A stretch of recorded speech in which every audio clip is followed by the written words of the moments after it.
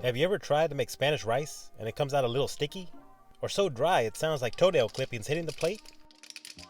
Well, let me help you avoid a soggy mess by showing you the tips and tricks you need to make this authentic Mexican side dish perfect every time. And stay until the end where I show you a quick meal to serve with the rice. Let's get straight to it. The amounts that I'm going to use is for 8 people, but I'll have the exact measurements in the description box for 4 servings. I'll be using 2 cups of extra long grain rice. Reason being is that it's a lot more forgiving than using medium or short grain rice, and it can also absorb much more flavor, which is exactly what you want. I'm using Roma tomatoes, but you can use any tomato that you prefer. 1 yellow sweet onion, 3 garlic cloves, powdered chicken bouillon, or you can use the cubes. This is optional, but I love adding good old-fashioned peas and carrots. You can add anything you want. Other common additions are corn, cilantro, and or lima beans. And a couple tablespoons of oil. I'm using vegetable oil. Let's start off by measuring out 2 cups of rice and place them into a strainer for rinsing. Now there's a little bit of a debate on how you should rinse your rice, or even if you should. This is what I do. I've learned this from chefs that I have spoke to, and they recommend rinsing the rice with hot water and then switch to cold water. I'm not sure the science behind it, but it does work. I do rinse the rice to get rid of the excess starch, which will make your rice sticky. Other rices such as jasmine or basmati don't have as much starch and do not necessarily have to be rinsed. Let the rice drain and dry out for about 10 minutes. If you are someone that loves to cook, you'll understand that a lot of times things are done by feel. When cutting my tomatoes in half, I felt like cutting out the white part of the tomato. Sometimes it can be a little bitter, but you don't have to if you don't want to. Once done with the tomatoes, we're going to place them all into a blender. Get your onion and cut it in half. Remove the first layer since it's a bit tough and doesn't break down too well. Cut the halves in half again and save one of the quarters. Chop it up into a fine dice and place it to the side. I'll show you what we're going to use them for in just a moment. Next, get your garlic so we can peel them. I'm using a garlic roller, which makes removing the peel real easy. Just place it inside and give it a roll and the peel comes right off. If you don't have one, just use the flat part of a knife and put it on top of the garlic. Give it a smash and the peel will come right off. Next, get your blender and place the tomatoes and onions inside. Next, add your chicken bouillon, which is 1 teaspoon for every cup of water or liquid that you're using. To me, this is where people tend to make a mistake when determining the total amount of water to use. For every cup of rice, you need 2 cups of water. Keep in mind, when you are blending the tomatoes and onion, they contain a great deal of water inside them already. So you do have to take that into account when figuring out the total amount of liquid used. I'm adding a half a cup of water just to get things started. I'm using a cast iron Dutch oven, which works perfectly for rice. This was sent to me from a company called Italic. And I'll do a full review on a separate video, but I'll point out a few highlights here and there while you watch. Set your heat to medium-high and place 2 tablespoons of oil inside. When your pot is heated up a bit, place your garlic inside so it can roast and give the oil some good flavor.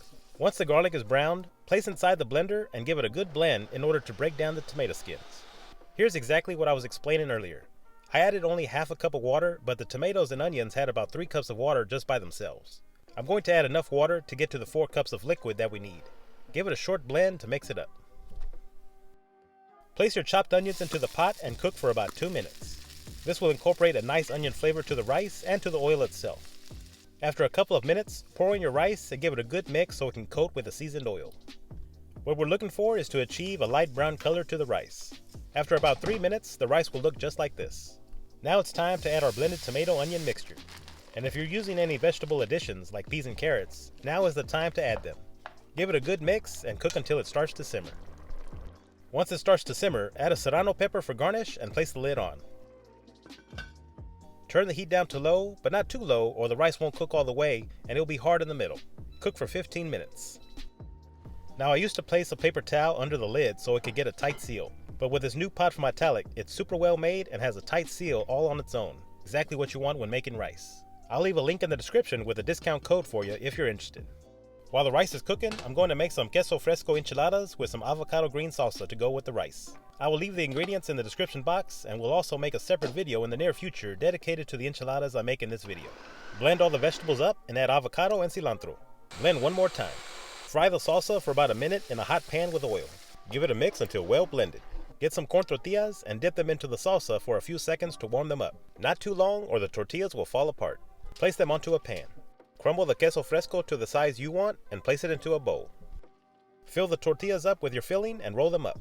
Place to the side for serving. You can use any type of filling you want. Chicken, beef, potatoes, you make the call. After 15 minutes, let's check on our rice. Ah, that looks fantastic already. I wish I could smell this.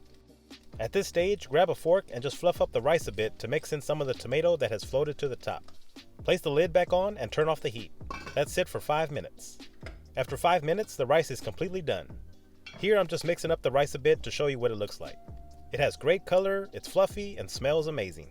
I know the directions say to cook for 20 minutes, which we did technically, but they don't explain that if you wait until 20 minutes to turn off the heat, the rice is still cooking, and that can cause your rice to overcook and become mushy or dry out. So cook for 15 minutes, turn off the heat, and let sit for 5, and it will be perfect. If you ever used a Dutch oven, you know how well they hold in heat, and this one did an amazing job at keeping the rice hot. Let's go ahead and serve our hungry family and place a nice portion of Spanish rice on the side. Once you make this recipe, you will never look at restaurant Spanish rice the same ever again. Let's add our queso fresco enchiladas, and remember we have plenty of leftover avocado salsa. Top the enchiladas off with green salsa, and don't be shy, just let it flow over the enchiladas like a river of salsa. Make it rain with some more queso fresco, and you got a meal that I promise will not disappoint. Don't worry, I'll make a full tutorial on how to make the queso fresco enchiladas with avocado salsa in a separate video in the near future. And I hope you never have to encounter another form of the blob coming straight after you. I hope this video has helped you out when making Spanish rice. In the meantime, let me leave you with another homemade cooking video that I think you'll enjoy. Let me know in the comments section what do you like to add to your Spanish rice. Thank you for hanging around this long. Please hit the like button if you enjoy the content and have a blessed day.